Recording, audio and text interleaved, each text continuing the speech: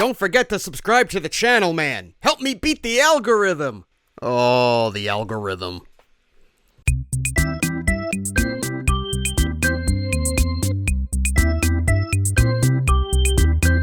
Orga's in the house. I watched Godzilla Kong: The New Empire. It's a very different film than the recent Japanese release Godzilla -1, but due to their release proximity, comparisons are inevitable. And The New Empire is better.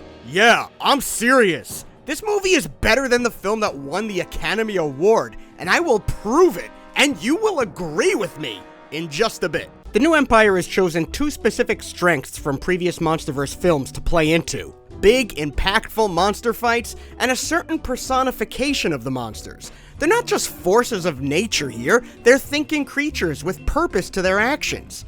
I like how the New Empire leaned into this heavily, giving us a full-blown villain in the Scar King, and many moments of understanding and empathy with the monsters. You feel Shimo's pain as she's being forced to serve Scar King. You feel the fear of his subjects, and you feel his terrifying narcissism. This is a badass villain. I loved the facial expressions he was making, and his unwavering confidence in himself. And you feel Kong's loneliness as he searches for his kind, and is upset when he finds them and it's not the home he's been searching for. The monsters and their interactions are the highlights, and I'm now more convinced than ever that an all-monster movie could actually work. The humans, on the other hand, okay, they were likable. I wasn't bored whenever they were on screen. It's clear who each of them were and what they wanted. They had good moments. But toward the second half of the film, they were mostly reduced to spouting exposition. That's okay to an extent, but to me, this felt like a lot. Some of what they said was already clear without explanation, and much of it was just unnatural, direct dialogue made to cater to the most daft member of the audience. I don't get it. What's happening in this movie? I can't follow the plot. Yeah. Rebecca Hall, tell me what's going on. I actually give Rebecca Hall a lot of credit because she really sold some lines that were not well-written lines.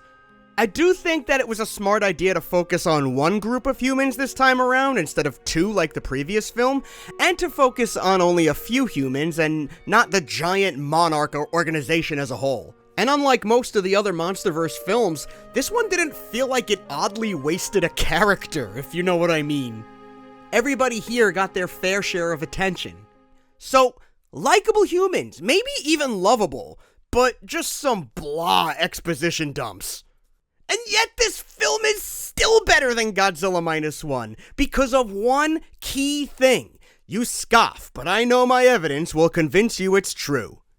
Because the New Empire leans so heavily into absurdity, it gets away with more than the previous MonsterVerse films. It had a literal Deus Ex Machina, for crying out loud, and it didn't even bother me.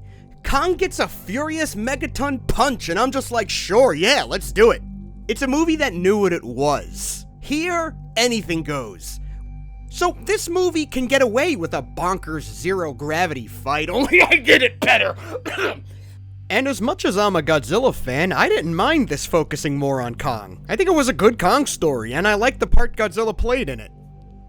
And honestly, when he was pounding Godzilla during their rematch, I actually found myself rooting for Kong. He deserved a win there. I'll say it.